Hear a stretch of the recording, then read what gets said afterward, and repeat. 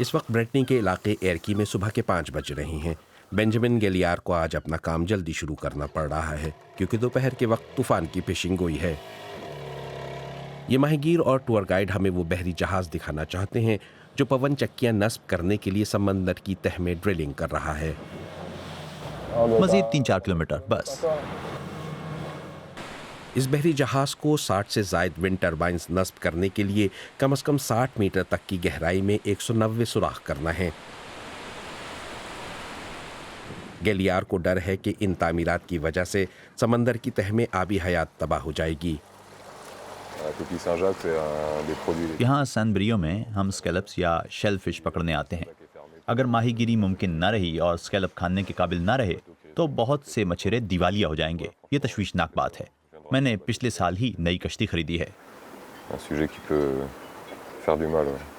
یہاں پر سی فوڈ اور مچھلیوں کی وافر مقدار میں موجودگی کی ایک وجہ یہ بھی ہے کہ مقامی ماہی گیروں نے مچھلیاں پکڑنے کی حد مقرر کر رکھی ہے۔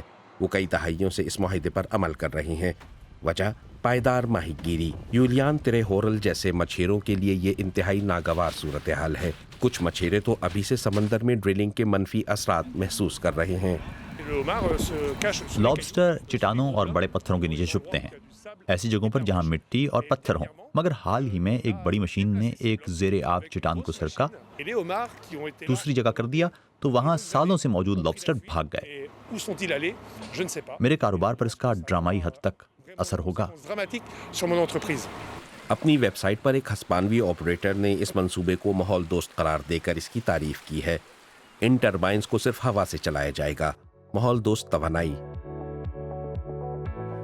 اس کمپنی کو فرانسیسی حکومت کا تعاون حاصل ہے جو مقامی مچھیروں کی طرف سے تنقید کو نظر انداز کر رہی ہے۔ حکومت نے آپریٹرز کو متعدد خصوصی اجازت نامے بھی جاری کیے ہیں جن میں سمندری حیات کے تحفظ کے ضوابط کا کوئی ذکر نہیں۔ شہری احتجاج کریں یا نہ کریں، ماحول دوست توانائی کی جانب سفر جاری ہے۔ فرانس کی ونڈ انرجی ایسوسی ایشن نے بہت سادہ سا حساب لگایا ہے۔ ونڈ ٹربائن قابل تجدید اور کاربن گیسوں کے اخراج کے بغیر توانائی پیدا کرتے ہیں۔ فرانس 30 سالوں کے دوران کاربن نیوٹرل ہونا چاہتا ہے۔ یہ ونڈ انرجی سے بجلی کی پیداوار کے بغیر ممکن نہیں ہے۔ اب واپس آتے ہیں سان بریو کی طرف، جہاں فطرت اب تک اپنی اصل حالت میں موجود ہے۔ مقامی باشندوں کو یقین نہیں آ رہا ہے کہ یہاں ہر جگہ پون چکیاں نصب کرنے کا منصوبہ بنایا گیا ہے۔ شہری ان تعمیرات کے شدید مخالف ہیں۔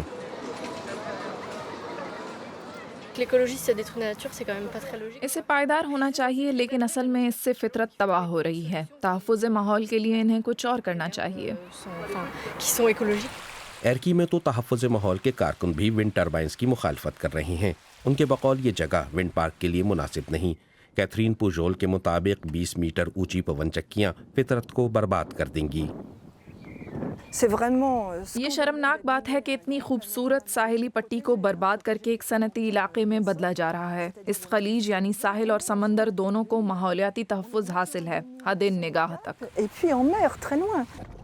چند ہفتوں میں یہ جہاز سمندر کی تہ میں صرف کچھ گڑھے ہی کھود سکا ہے، منصوبہ طے شدہ شیڈول کے مطابق نہیں۔ یوں حالات مزید خراب ہو رہے ہیں کیونکہ ڈرلنگ کے دوران تیل پھیلنے سے سمندر آلودہ ہو رہا ہے۔